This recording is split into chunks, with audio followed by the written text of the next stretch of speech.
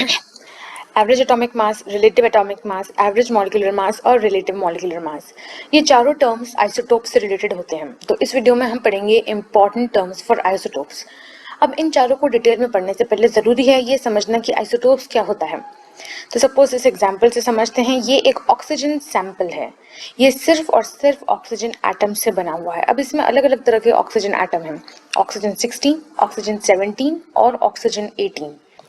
इनमें number of electrons 8 है, number of protons भी 8 हैं, लेकिन नंबर ऑफ न्यूट्रॉन्स अलग अलग हैं। ऑक्सीजन 16 में है 8, ऑक्सीजन 17 में है 9 और ऑक्सीजन 18 में है 10। यानी कि आइसोटोप्स में इलेक्ट्रॉन और प्रोटॉन तो सेम होते हैं, लेकिन नंबर ऑफ न्यूट्रॉन्स अलग अलग होते हैं। Therefore, isotopes are elements of same species with same number of electrons and protons but different number of neutrons. तो ये तो था आइसोटोप्स। अब शुरुआत करते हैं एवरेज एटॉमिक मास से। तो इसे एक एग्जांपल से समझें। सपोज ये एक क्लास है 100 स्टूडेंट्स की, इनका एक टेस्ट लिया गया। इनमें से 75 बच्चों ने 10 में से 10 मार्क्स स्कोर किए और 25 बच्चों ने 9 मार्क्स स्कोर किए 10 में से। तो इस डेटा से एक टेबल बनाई जा सकती है जिसमें 100 में से 75 स्टूडेंट्स यानी कि लगभग 75% बच्चों के 10 मार्क्स आए हैं और 100 में से 25 बच्चे यानी कि लगभग 25% बच्चों के 9 मार्क्स आए हैं। अब अगर हम कैलकुलेट करना चाहते हैं एवरेज मार्क्स स्कोर्ड, तो हमें फॉर्मूला यूज करना पड़ेगा total marks scored divided by total number of students, जो कि इस क्लास में 100 है। तो टोटल मार्क्स कैलकुलेट करने के लिए हम सबसे पहले 75 को मल्टीप्लाई करेंगे 10 से, उसके बाद 25 को मल्टीप्लाई करेंगे 9 से, जिससे हमें टोटल में 975 मार्क्स मिल जाएंगे। और फॉर्मूला के हिसाब से इसे टोटल नंबर ऑफ स्टूडेंट से डिवाइड करना है। तो इस वैल्यू को 100 से डिवाइड करने पर फाइनल आंसर मिलता है 9.75 मार्क्स। यानी कि इस क्लास में हर एक स्टूडेंट के लगभग 9.75 के आसपास ही मार्क्स आए हैं। तो ये तो था एवरेज वर्ड का मतलब। तो यही लॉजिक एवरेज एटॉमिक मास पे लगाया जा सकता है, जिसका फॉर्मूला होता है total atomic mass divided by total number of atoms. इसे एक एग्जांपल से समझते हैं। सपोज ये एक ऑक्सीजन सैंपल है और इस ऑक्सीजन सैंपल में 100 ऑक्सीजन एटम्स प्रेजेंट हैं। अब नेचर से उठाया हुआ है ये सैंपल, यानी कि जो हमारे नेचर में हमारे चारों तरफ प्रेजेंट होता है। तो ऐसे सैंपल में ये पता लगाया गया है इस सैंपल का 99.76% जितना ऑक्सीजन एटम तो ऑक्सीजन 16 का होता है। ये एक बहुत ही बड़ा प्रोपोर्शन है इस पूरे सैंपल का। और इसमें से बचा हुआ 0.04% जितना ऑक्सीजन होता है ऑक्सीजन 17 का, जो कि एक बहुत ही छोटा सा हिस्सा है। और बाकी का 0.20% होता है ऑक्सीजन 18 का, ये और भी ज्यादा छोटा हिस्सा है। तो इस पूरी इंफॉर्मेशन को इस टैबुलर फॉर्म में दिखाया जा सकता है, जहां पे ऑक्सीजन 16 99.76% है अबंडेंस में, ऑक्सीजन 17 0.04% है और ऑक्सीजन 18 0.20% है। साथ ही साथ हमें यह भी पता होता है कि ऑक्सीजन 16 का एटॉमिक मास होता है 16 AMU, ऑक्सीजन 17 का होता है 17 AMU और ऑक्सीजन 18 का होता है 18 AMU। तो इस पूरी इंफॉर्मेशन को यूज करके हम ऑक्सीजन एटम का एवरेज एटॉमिक मास कैलकुलेट कर सकते हैं, जहां पर टोटल एटॉमिक मास कैलकुलेट करने के लिए 99.76 को मल्टीप्लाई करना होगा 16 से, 0.04 को मल्टीप्लाई करना होगा 17 से और 0.20 को मल्टीप्लाई करना होगा 18 से। और यहाँ पर यूनिट AMU लगेगी क्योंकि यहाँ पर एटॉमिक मास कैलकुलेट किया जा रहा है।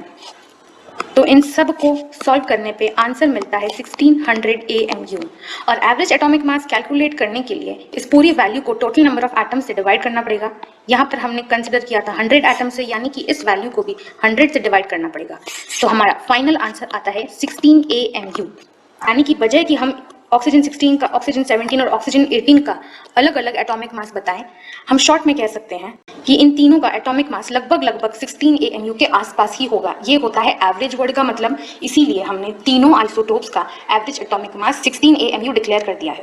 सेम लॉजिक हाइड्रोजन एटम का एवरेज एटॉमिक मास कैलकुलेट करने के लिए यूज किया जा सकता है। यहाँ पर 99.98% H1 आइसोटोप का होता है और ये एक मेजर सेक्शन कवर करता है नेचर का, जबकि बचा हुआ 0.015% H2 का होता है, जो कि ये हिस्सा कवर कर रहा है। साथ ही साथ H1 का एटॉमिक मास होता है 1 AMU का और H2 का होता है 2 AMU। तो टोटल एटॉमिक मास कैलकुलेट करने के लिए 99.98 को मल्टीप्लाई करना पड़ेगा 1 AMU से और 0.015 को मल्टीप्लाई करना होगा 2 AMU से। इस वैल्यू को सॉल्व करने पर आंसर मिलता है 100.015 AMU। और क्योंकि हमने total number of atoms 100 consider करे हैं, तो इसको 100 से डिवाइड करने पर फाइनल आंसर मिलता है 1.00015 AMU। ये वैल्यू लगभग 1 AMU भी बोली जा सकती है। यानी कि नेचर में आइसोटोप हाइड्रोजन 1 का हो या 2 का, दोनों का एटॉमिक मास 1 AMU के आसपास कंसिडर किया जा सकता है। दोनों के लिए अलग अलग वैल्यू यूज करने की जरूरत नहीं है। Next is relative atomic mass. ये समझने से पहले हमें रिलेटिव वर्ड का समझना जरूरी है, तो इसे एक एग्जाम्पल से समझें। सपोज एक इंसान है पर्सन ए, उसके पास 300 रुपए हैं, और दूसरा इंसान है पर्सन बी और उसके पास सिर्फ 100 रुपए हैं। ऑब्वियसली ये वेइंग बैलेंस इक्विलिब्रियम में नहीं है, ये वाला साइड ज्यादा हैवी है, तो इसे हम ऐसे भी बोल सकते हैं कि पर्सन ए के पास 3 गुना ज्यादा पैसे हैं दैन पर्सन बी। अगर इसे मैथमेटिकल भाषा में बोलें तो अगर रिलेटिव वैल्यू निकाली जाए इनके पैसों की, तो हम पर्सन ए के रुपीस को डिवाइड करेंगे पर्सन बी के रुपीस से। ऑब्वियसली हम 300 रुपीस को डिवाइड करेंगे 100 रुपीस से, जिससे रुपीस से रुपीस कैंसिल होगा। इन दोनों को कैंसिल करने पे फाइनल आंसर आता है 3। यानी कि we can say person A has 3 times more money than person B. और रिलेटिव वैल्यू ढूंढने के लिए हमेशा एक रेफरेंस पॉइंट निकाला जाता है। यहाँ पर इसे हम हमेशा रेफरेंस पॉइंट मानेंगे। ऐसे ही अगर बोल दिया जाए कि पर्सन ए के पास 500 रुपए हैं, जबकि पर्सन बी को अभी भी रेफरेंस के तौर पे 100 रुपए वाला मान रहे हैं, तो हम ये कहेंगे कि इसकी रिलेटिव वैल्यू होगी 5। यानी कि पर्सन ए के पास 5 गुना ज्यादा पैसे हैं दैन पर्सन बी। यहाँ पर अगेन हमने पर्सन बी को रेफरेंस पॉइंट माना है। यही लॉजिक हम रिलेटिव एटॉमिक मास में लगाते हैं, जहां पर हम किसी भी एटम के एवरेज एटॉमिक मास को कंपेयर करते हैं 1 AMU से। 1 AMU हमारा रेफरेंस पॉइंट होता है यहाँ पर। तो रिलेटिव एटॉमिक मास का फॉर्मूला होता है average atomic mass divided by 1 AMU। अब एक पॉइंट ध्यान होगा आपको, जब हमने 1 AMU पढ़ा था कि 1 AMU को 1/12 मास ऑफ 1 कार्बन 12 एटम भी लिख सकते हैं।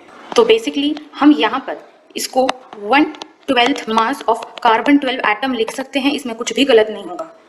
अब जब हम ऑक्सीजन एटम का रिलेटिव एटॉमिक मास कैलकुलेट कर रहे हैं, तो हमें ऑक्सीजन एटम का एवरेज एटॉमिक मास डिवाइड करना पड़ेगा 1 AMU से।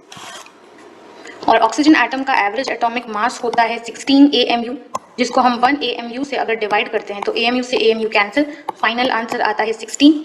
यानी कि अगर ये हमारा ऑक्सीजन एटम है जिसमें हम तीनों ऑक्सीजन 16, ऑक्सीजन 17 और ऑक्सीजन 18 आइसोटोप्स मिलाकर काउंट कर रहे हैं, तो इसका मतलब ये होगा कि ये 16 टाइम्स ज्यादा बड़ा है देन 1/12 ऑफ कार्बन 12 एटम। यानी कि यहाँ पर हमने ऑक्सीजन का मास कंपेयर किया है कार्बन 12 के मास से।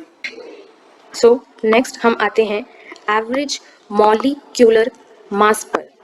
अब यहाँ पर ध्यान दें, यहाँ पर हम मॉलिक्यूल की बात कर रहे हैं, तो एग्जाम्पल के लिए हम लेते हैं वाटर मॉलिक्यूल। सपोज हमें वाटर मॉलिक्यूल का एवरेज मॉलिक्यूलर मास कैलकुलेट करना है, तो हमें पता है वाटर बना होता है 1 ऑक्सीजन एटम और 2 हाइड्रोजन एटम से। अब ऑक्सीजन का एवरेज एटॉमिक मास, हाइड्रोजन का भी एवरेज एटॉमिक मास और दूसरे एटम का भी एवरेज एटॉमिक मास, इन तीनों को अगर ऐड कर दिया जाए तो हमें एक मॉलिक्यूल का एवरेज मॉलिक्यूलर मास मिलेगा। ऑक्सीजन का एवरेज एटॉमिक मास होता है 16 AMU, हाइड्रोजन का होता है 1 AMU और यहाँ पर फिर से 1 AMU ऐड किया जाएगा, तो फाइनल आंसर होता है 18 AMU। यानी कि वाटर मॉलिक्यूल का एवरेज मॉलिक्यूलर मास होता है 18 AMU। Next last is relative molecular mass.